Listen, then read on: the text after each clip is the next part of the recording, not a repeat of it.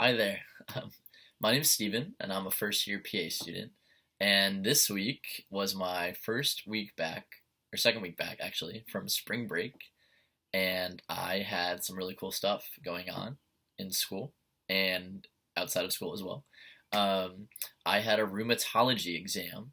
And for those of you who don't know, rheumatology is kind of known as the miscellaneous subject of medicine. It's like autoimmune diseases, arthritis, uh, I feel like that's immunology stuff, kind of, and then with a little bit of joint stuff as well. But it was very interesting. A lot of things that I had never really heard of. Some things that I had heard of, which was cool. Like, for example, rheumatoid arthritis is one of the conditions that you speak about in rheumatology.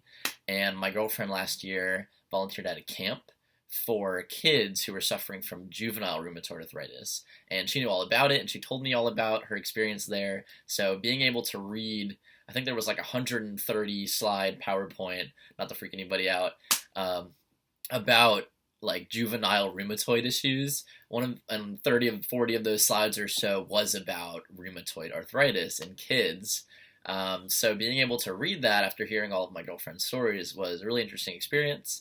Um, I think rheumatology is something that's honestly kind of exciting and interesting. It's kind of like a puzzle because there's so many different labs, and unfortunately, none of the most of the labs don't tell you exactly what's going on. They kind of just lead you in different directions, and the presentations for a lot of the illnesses are very vague, and they kind of just give you this wide range of symptoms and physical exam findings, and you kind of have to sort it out like a detective. So rheumatology in that way was very interesting for me.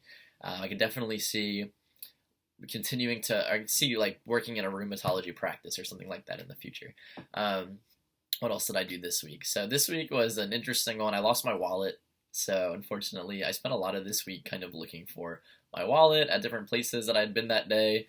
To no avail. Never found it. So I lost a bunch of stuff, ID and credit cards. And don't be that guy. Don't lose your wallet. Always keep a tight grip on that. So a lot of my week was kind of just figuring that out. So some life stuff, that goes on. And when you're in PA school, you're busy and you're stressed and you're doing school 8 hours a day and studying 2 or 3 hours a day. But life goes on. You have to take control of the other stuff in your life as well and get that done. I also was really lucky to go home and visit my mom, uh, like away from school in my hometown, and I got to hang out with her for a few days and a few high school friends who I hadn't seen in a while, which was awesome. One of my really best friends lives in Austin, and they flew in for the weekend because it was their mom's birthday, and so I got to see them and hang out with a few of our friends from high school. That was a blast. I think it's really important to keep up with people, even when you're so stressed and busy, and all you can think about is PA school and your PA classmates. Something I've talked about in other videos before is just how important it is to keep the life that you had before PA school still, keep that like your primary focus. Like PA school is number one priority, but your life has to be even more important at times. It's really important to keep your friends, keep in touch with them, and continue to hang out with them and see them and learn about their lives and make them feel cared for. And you don't want to just always talk about PA school and how stressed you are, because nobody's going to want to hang out with you if that's kind of what you're doing. But luckily, my mom was a chiropractor for a long time and taught anatomy and physiology at a college or a couple of colleges. So she really understands what I'm doing, more than I do. And so she's really nice to visit, especially now in PA school, and call every day because we can talk about that stuff. Um, so yeah, that was pretty much it. Just some family time, the little faux pas with my wallet, and then also the rheumatology exam. We're starting neuro, so that's exciting. Neuro, I think, is a very extensive subject.